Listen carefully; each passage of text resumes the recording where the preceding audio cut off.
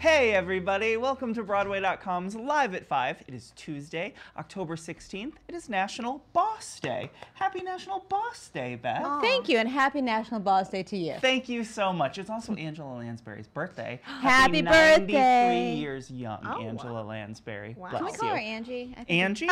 You know, she's a dame, right? We can't be throwing around names. Dame Angela.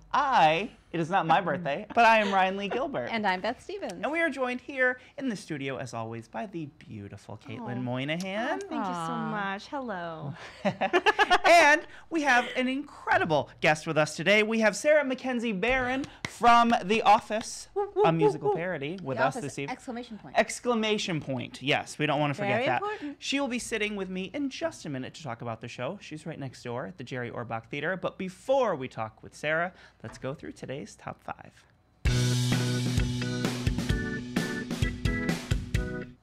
These unrelated Broadway parks are coming together on screen.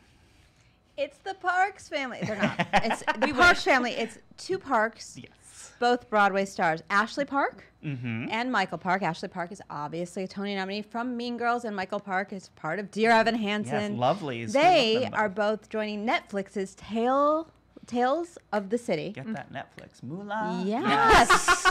Okay, Yes. this is the sequel to the Emmy-nominated Armistead Maupin's Tales of the City from 1993. They are joining four-time Tony nominee Laura Linney. Oh my gosh. I Most love recently Laura Linney. nominated 2 years ago when she did The Little Foxes with Cynthia Nixon, who won that year. And Oscar winner Olympia Dukakis is also part of it. It's a 10-part limited series, drops in 2019. We don't have dates on that quite yet, but it takes place 20 years after the original one ends. Right. Ashley Park. And that's exactly like the amount of time since the original one. That's right. Like it's all 1993, pretty close. Yep. Pretty cool, right? It's very cool. Ashley yes. Park, Michael Park. Two of the nicest people also. Yeah, amazing. Favorites. I'm going to be watching that. Me too. And there's going to be a public celebration honoring Tony-winning book writer, and we're so excited to celebrate his wonderful life. Yes, Thomas Meehan we lost earlier this summer on August 22nd, but we will be celebrating his life, the Tony-winning librettist, at the, I believe... St. James. Yes, the St. James Theater on November 5th, 2018 at 2 o'clock. It will be open to the public. Oh, that's so if good. you're around, amazing, right? You should be able to go. There will be amazing guests involved. Lynn Ahrens and Stephen Flaherty will be there. Andy Carl and Margot Sieber. Jack O'Brien, Mark Shaman, Jill Pace, Alexandra Sosha, Susan Stroman, and Mel Brooks will all be in Of course, the attendance. producers was at the St. James, and Thomas Meehan wrote the book for that. Absolutely. As well as tell some of his other credits, because there's so many good ones. So many credits. Of course, Hairspray, one of my favorite Me musicals. too, me Annie, Rocky, Elf, Chaplin, Crybaby, Young Frankenstein. He was And I know you said it, but I'm going to say it again. Annie. And Annie. Come on. Yes. Speaking of Annie, Martin Charnin will be hosting the event as well. So November 5th, St. James Theater. An amazing man, incredible artist. And Broadway's recent God of Love is going on tour. We're talking about Leia Salonga. Who did you think we were talking about? We're talking about Leia Salonga. She's going on tour. She's calling her tour the Human Heart Tour. Love That's it. a little hat tip to Once on This Island, which she recently starred in. Pretty amazing. She was Urzuli, of course, in Once on This Island. You might know her from Miss Saigon, for which she won a Tony many years ago. She's also in Les Mis. She's in Flower Drum Song and Allegiance. The tour starts April 5th in Costa Mesa, California. You know Costa Mesa, California. I do. It is So one of well. our Broadway Across America markets. There you go. Look at that. Anyway, check out Broadway.com for all the rest of that information for her tour. Yes. And this musical by the Beetlejuice creative team is being brought back to life. Yes, this is really, really cool. So we will be all able to, unless we live in Washington, D.C., which we don't. You might be seeing Beetlejuice right now, but the rest of us will get to see Beetlejuice very soon. The collaborators of this show worked on another musical a little while back, including Anthony King, Scott Brown, and Alex Timbers. They worked on Gutenberg, the musical. Starring this little event will be starring Bobby Conte Thornton, of course, who we all know and love, and Alex Pracken will be both part of this. This will be happening at the Green Room 42 on November 11th at 9:30 p.m. And if you don't know what Gutenberg the musical is all about, it's about the gentleman who invented the printing press. The gentleman who invented the Yes, printing press. absolutely. Johann Gutenberg. Thank you. Which, as a journalism major, I had to learn all about Mr. Gutenberg. And now it's obsolete. And now there's Yay! not yet. Not yet. This musical will help. But incredible actors, an incredible team, a musical that they cut their teeth on. Very excited to see this. Green Room, November 11th.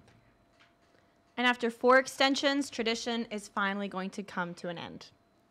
I don't know. They say it's going to come to an end. I don't know. I'm not convinced. Sure. We are talking about the Yiddish language Fiddler on the Roof. This is directed by Joel Gray. It's extended 100 times. Or 100 times. Now through November 18th. Some people call this Yidler. I don't think it's offensive. I think it's cool. No, this stars Steven Skybell, Jennifer Babiak, and former Broadway.com vlogger, Emmy nominee, Jackie Hoffman, currently playing at the Museum of Jewish Heritage. If you want to see Fiddler on the Roof in Yiddish, and you know you do, you have until And November there's 18th. subtitles at the top. There are, yes, Look you at can that. read, but you already know all the words. Yeah, It's what are you going fine. to do? Pass this up? Don't be silly. What you going to do? Well, Beth, thank you so much. Thank It's been you. so wonderful doing the news with you. Again, happy National Boss Day. You're one of the Thanks. best. Oh, in the thank you. biz. Happy Thanks so birthday, much. Dame Angela. Yes, happy birthday. I'm out of here. And Caitlin, why don't you tell us a little bit more about today's guest? Yes. Guys, today we have Sarah Mackenzie Barron in the studio with us today. She is currently bringing TV's best boss, Michael Scott, to life in The Office, ! A musical parody off Broadway. And yes, she's here to celebrate National Bosses Day with us. How perfect is that? She's currently making her New York stage debut, but she's appeared in the regional productions of The Taming of the Shrew, the 25th Annual Putnam County Spelling Bee, Into the Woods, and Bat Boy. Be sure to follow her on social media at Sarah and Baroness, I think I said that correctly, and leave all of your questions for her in the comments down below. Please welcome Sarah and Ryan. Hello, Sarah. Hi. Thank you so much for stopping by. Thank you for having Celebrating me. National Boss Day Yes. with us. You Yes. play World's Best Boss. I do. That's right. You're in The Office, a musical parody. You are right next door. Yep, You're right just down the nearby. street. Yep, Jerry Orbach Theater. I'm so excited to see the show. I have not seen it yet, but I'm very, very, very excited because, as we were saying off camera, The Office is one of my favorite television shows of all time. Yes. But I share that distinction with many people, as I'm sure you know. Me included. I would hope so. You know, it seems like it would be pretty par for the course. I also find it absolutely amazing that a woman is playing Michael Scott in this show. I think that is so cool for a variety of reasons. But tell me a little bit about just your journey to being part of this musical. Oh gosh, yeah. So I actually auditioned for Pam originally. Really? I Okay. did. I went in with my white sneakers and like the whole thing. Yeah. And I think the whole creative team actually saw a little Michael Scott in me way before I ever did. Which I'm sure you took as a compliment. Yes, yeah. I think it was the moment I walked in the door and was immediately distracted by one of the creators' unicorn t-shirts. I literally walked in and I was like, hi, Nisa. Oh my God, unicorns. Like that was how my audition started. And I think that was the moment that I unknowingly sold myself. Absolutely. So tell us a little bit about how was the audition process for this? How did you go from being considered for Pam to getting I was Michael never Scott? considered for Pam. Well, Never. Not even a little bit. I just, I went in because I was like, I don't know who else I would audition for, but like I have to audition for the show. Sure, yeah. And they originally were saying like, all shapes, sizes, genders, whatever could audition for Michael Scott, but I was like, I could never do that. Like, never in a million years did I think I could possibly pull that off. So I was like, I'll go in for Pam. Like, sure, whatever. So I do the audition, and then I get the call back, and they send an email, saying like, oh, you look for your name and all the information you need for the callback in the next couple of days, and I didn't see my name anywhere. So I was just about to send the email of like, oh, thanks so much. There was a mistake. It's okay. And then I was like, I wonder if, and I just like scrolled all the way back up, and there under the list of like 50 guys for Michael Scott was my name. Oh my goodness! Thank God you reread Right, your email. I know. Like lesson learned. Read the whole email. Read all the directions. And I saw that, and I was like, "What is happening?" That's crazy. And I immediately like ran out into the living room to my boyfriend. I was like, so something really strange is happening right now. Sit down. I'm going to take you through it. Yeah. And I borrowed one of his old suits and I went to the callback. Yes. And it was of everyone that was there for Michael Scott, it was only me and one other girl. Everyone else was all male. And I just had fun with it. You know, I was like, what would Michael Scott do? Right. Whatever he wanted. And I've seen your prison mic audition video, which if you haven't yet, it's incredible. You do need to go check it out. There is a purple bandana. No, it's not purple bandana. I think it's black. It was definitely, it was a Jack Daniels bandana. Oh, classic. Because I own one of those. Amazing. Absolutely. No, but speaking of these creators, Bob and Toby McSmith, have they done this several times? Yeah, this is their 8th show. Right. It's absolutely incredible. And Friends, Saved by the Bell, 90210. And Friends just started their tour today. Right, exactly. Yeah. That's right. And Full House. So many. What is it about this one that you think is particularly special? I mean, and because also The Office is still just so relevant to people. Even though the show ended, over 5 years ago? 6 years ago? Something like that. Right, like it's still just so popular. What kind of magic have they captured in this one?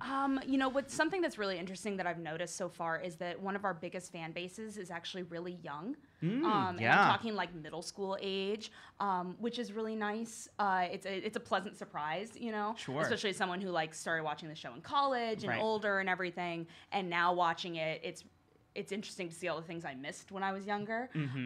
But I think what's great about the show is, and it's the best way I've been able to like figure it out, is that it's a love letter to The Office. Yeah. You know, although it is a parody and it's absolutely taking something that's already at an 11 and turning it up to like 14, it has so much love in it because The Office itself does. Like you can't have The Office without the parts that make you cry. No, you cannot. No. Like you can't do it. It's you know, that's why absolutely everyone loves it so much, because as ridiculous as it is, it has so much heart. And that's, I think, the biggest thing that they kept in this parody is that balance of humor and of love and the relationships and you know, the people you can relate to no matter what you know, wake of life you're from, like everything. And it really does take like 9 seasons worth of The Office and crams it into 2 hours. So I mean, those moments, how does it feel to go as a fan of the show to go through all of these like moments that we spent years getting prepared for in 2 hours? It's tough. I'm not gonna lie. And it was also, you know, the whole rehearsal process and everything, because everyone involved in the show, you know, from literally every person is an Office fan. And so the whole rehearsal process was essentially all of us being like, "Ooh, how can we fit this scene in, or how can we fit this joke in?" Because we all have our favorites. Absolutely. And some of them made it. You know, some of them did. We found a way. I was happy to find out the chili made it. Chili makes very important moment. Yeah. The fire drill. That's all I'm gonna say. Yeah, chili has its moment. Yeah. Were there any ones in particular that you were ecstatic to see involved? Are there favorite moments that Holly? Yes. Amazing. Yeah. Amazing. Yeah. Great. And I think as most true Office fans feel, you know, the show should have ended when Michael left. And I love how our show deals with that. I was going to say, there's also like when we get certain characters that may be referred to by different names, or there might be music playing that's indicative of something else. We'll leave it all as surprises. Yes, I don't want to spoil too much. But make sure. And I just want to go through, I was reading some of the song names. Welcome to Diversity Day, of course, but that's what she said. Yep. Goodbye, Toby, you're the worsty. And one of your creators plays briefly Toby in the show as well, right? Bob. Which, if you're a big fan of The Office, you know what that's hearkening back to. The Creed of Creed. Who doesn't love a Creed moment, of course? And Marry Me Beasley, which absolutely, I mean, just makes you want to cry just thinking about absolutely, it, right? Yes. You are you're a native of Los Angeles. I am. Is that right? Yeah, born and raised. Was moving here always the plan? How did you know that this is where you wanted to be and this is what you wanted to do? I never had a plan. I never. Fair, absolutely. As my parents always said, and I know they're watching right now, so hi, Mom and Dad. I've always been someone that did everything in my own time. And when all my friends were like, in the beginnings of high school and like, oh, I'm going to go to a conservatory and I'm going to do this. I was like, I'm going to figure it out. So I didn't really decide to like really get into this until like the end of high school and everything, when I was like, you know what, this is like actually like the only thing I like truly want to do for the rest of my life, yeah, you know? Absolutely. So I did the whole college thing. I got my BFA, I did all that, and then I moved to New York because I always figured I had a really convenient fallback. If New York didn't work out, LA was home. Sure. And like that's right. super You'd be convenient. able to just as comfortable. Yeah, exactly. So, you know, I didn't have to go back to somewhere that I didn't have opportunity as well. But I've been out here for 6 years now. Wow. Yeah, doing that hustle, living the dream. Right. Well, I was going to say, one of the things that I grew to admire about you from looking is just how open you are and very honest you are about like the work that it's taken you to get here and everything that you've done, like whether it's having a daytime job to be able to do this at night. Yep. Have you, was that something you always knew you were going to be very open and just honest about? I think I have to be, partially because I know, and we all know so many people that do it. Yeah. And the ones who have not necessarily given up, but the ones that have just kind of like stepped aside and, you know, continued further in their career with their day job, and, you know, more power to all those people if they're happy. And I know several of them, like, and they love what they do and it's wonderful, but I've just never been able to like give up. Yeah. I was like, no, keep like, chipping away, yeah. And again, I always go back to like, I always do everything in my own time. So I knew that like I would find that time eventually, and I didn't need to push it. I would figure it out eventually, you know, until I was like on my deathbed and being like, still working in a restaurant, like I'm gonna make it, you know. No. Well, it's a great sign that you kept working, and now to be making this professional New York debut in a show that people are very excited about and have high hopes for is not a bad deal. Not a bad deal. Well, not a bad deal at all. What? Take me through some of the things that you prepared for or wanted to do when you found out that you were playing Michael Scott. Was there what kind of research did you do? What kind of headspace did you want to get into? I mean, luckily, just taking such an iconic role. Yeah, luckily, you know, I've seen every episode of The Office like a dozen times, which that helped and hurt. I think a little bit. I bet, because I had to try to find the balance of doing an imitation and also creating my own character. Absolutely. And that's a really like difficult line because I have to satisfy the fans, but I also have to like do myself justice. Right. As and a make performer. it accessible to people that might not be as Exactly. versed in. Right. And especially, and then again, being a woman doing a male role, like there are layers on layers on layers of it. So I think the biggest thing for me was really figuring out Michael Scott's mannerisms, you know, like and the more I studied him, the more I saw like the fact that he's pretty much always talking with his eyebrows up, and his inflections always go up. Right. And if they don't, you know, if it's the opposite of that, is a big dramatic opposite of that. So, you know, I spent a lot of time at my day job at my restaurant playing with that. People thought I was a little crazy, but that crazy waitress. She's a little odd. Absolutely. We're not going to tip her. Always tip your Always servers tip. and bartenders, please. Just throw some lessons just out gonna there. put that out there. So I did a lot of that. I spent a lot of time actually wearing more masculine clothing just to like focus on, because things you don't think about How to on carry a daily. yourself a little bit different. Yeah, Exactly. I haven't let myself do the man spreading yet. I can't do that. very I polite. know, right? Yes, I was like, gotta hold on to one. But like in the rehearsal process and everything, I wore a lot of like jackets and pants because I didn't honestly realize like how many feminine movements I do just like standing, doing just like a normal conversation or whatever. So there were a lot of things I had to break myself of just from the feminine aspect. Sure. But I've always had a keen sense of that's what she said jokes. Great. That has always been. So that was embedded. That's always been a special skill of mine. Right. It was actually on my dating profile when I met my boyfriend 5 years ago. And it, fun fact about me was that I was the queen of that's what she said jokes, and like, look at me now. Look at it all worked out. Yes. That's right. Boyfriend and a show. Right, I know. Yeah, like living the dream. Yeah.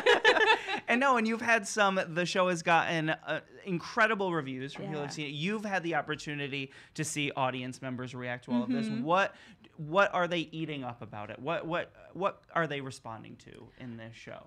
part of the best part, like on my side of it, is the way the theater is laid out. The audience is practically a part of the stage. Great. It is very up close and personal. And I think that works so well for something like The Office. Absolutely. Because, something that was, a camera crew following around people, it's perfect to be like sitting in the office with us now. Right. So it's very immersive. You want to see Jim Halpert's asides, Yeah. know? Yeah, and you do. You absolutely Right. do. We've got the cameras on at the end of either aisle, and people are like looking like, what are they looking at, But it's so much fun to watch people have the same reactions we had when we read the script. Mm-hmm. The like roller coaster of emotions of like, oh my gosh, I love this moment, and oh, like I love that, or oh, I hate that.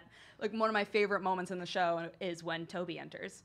Yes, because it is the same reaction every night of a mix of disgust and laughter, because they're like, oh, something bad is going to happen. Mm-hmm. It's just like immediately, it's like everyone knows what's going to happen, and everyone's excited to see how we do it. Yeah. And it's really fun to see like this and to feel, you can like feel it in the room, the satisfaction of like, we did it justice. Mm-hmm. And that's been the best. And again, with this like young crowd that we have, which is really great to see that, and to see so many, like I've met so many young girls that are so excited to see me do something like this and think like, oh, I can do it too. Yeah. And like that, I mean, that's for me personally that one of the biggest very things. Cool. Yeah. And having seen a couple of these other productions, don't sleep on the music. The music is they do such an incredible job. They put so much thought into it. And if you're like a musical theater nerd, and you like most of us, you are going to hear so many things in these songs that are taken from other musicals. Right. I mean, we've got a little bit of Hamilton in there. Yes. We've got it's like there's something for everybody. Nods to all of your. Yeah. And as people are coming in, there are songs from the show that you will also of recognize course. as well. Absolutely. It's a big love letter. Yes. Caitlin, what would some of our viewers and readers like to know from Sarah? Oh, yes. I actually really like this question. Oh, it's what Dundee Awards would you give your castmates and why?